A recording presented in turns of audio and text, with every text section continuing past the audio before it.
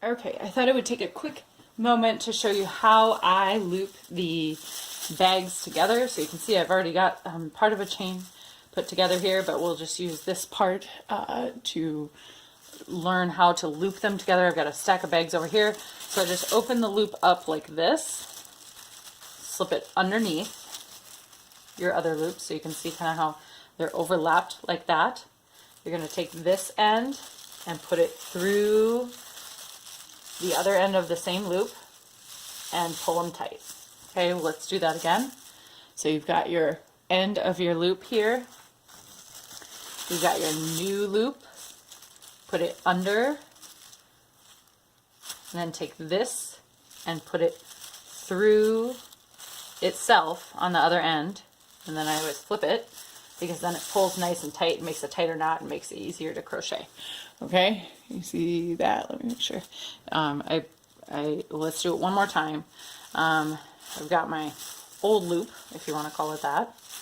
Okay, my newer loop, my new loop. I put it under the part of the old loop and take this end. Let me make sure I can see you on the camera there. Turn it just a smidge. Take this end and put it through here and under. Okay?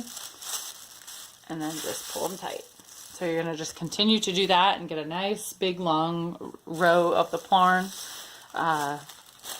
And then, like in the next picture, you'll see that I just have you, you just wind that up like a ball of yarn, basically. Okay, so this end through this loop and pull. Okay, I'll do it one more time. So put it under, and then this end through your other loop, and then you're attached.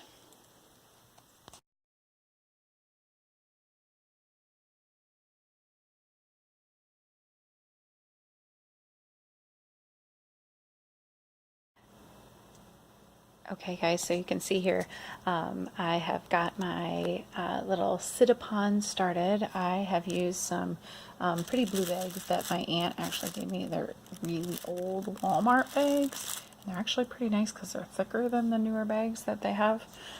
But I've, as I showed you in the pictures that we started with, we did all the cutting and made them into strips. And then I've made it into my plarn by attaching the strips together. And then I have just done my chain so far. So I chained 25 to get me started, and I think that's going to be about the right width for my sit-upon that I'm making. My two daughters and I are actually going to Girl Scout day camp in a couple days. So I thought this would be a good time to come up with this pattern and video, since I want to make one for my younger daughter who does not have a sit-upon yet. So I'm going to do a little more work and then I'll be back. Okay, you can see that I have some of the mat done now. Here's where I started. This is the tail that I have not woven in yet, or woven in yet. I do use just a large plastic, basically tapestry needle. There are special needles that I found one time at Hobby Lobby or Michael's that are actually made with a bigger loop on them, and they are specifically for doing plastic bags like this.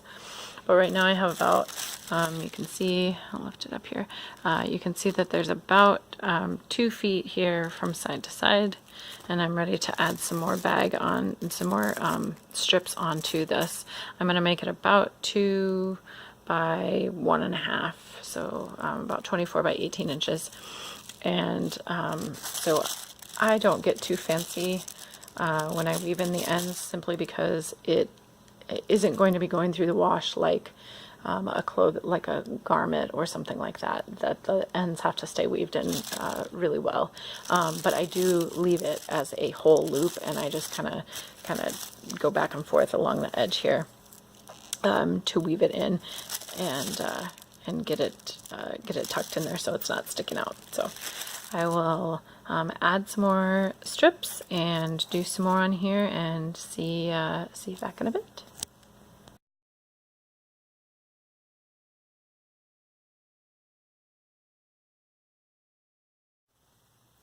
Okay, so you can see that I have my completed sit-upon here, and it ended up being 21 rows total. So 21 rows, and you can see it's kind of a rectangular shape.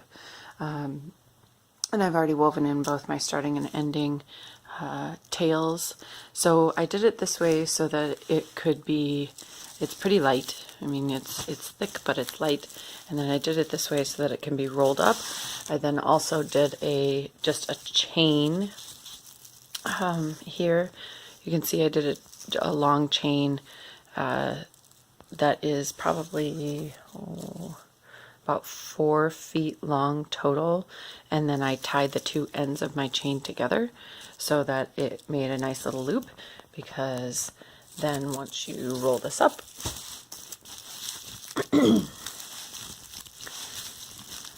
see if I can do this one-handed here. Once you roll this up, you can put your chain loop around it, pull it through, and you've got a nice little carrying handle if you want that. So that is the completed sit-upon.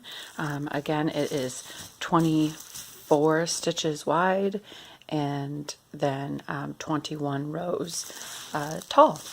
If you have any questions, please leave a comment, and look forward to some more videos.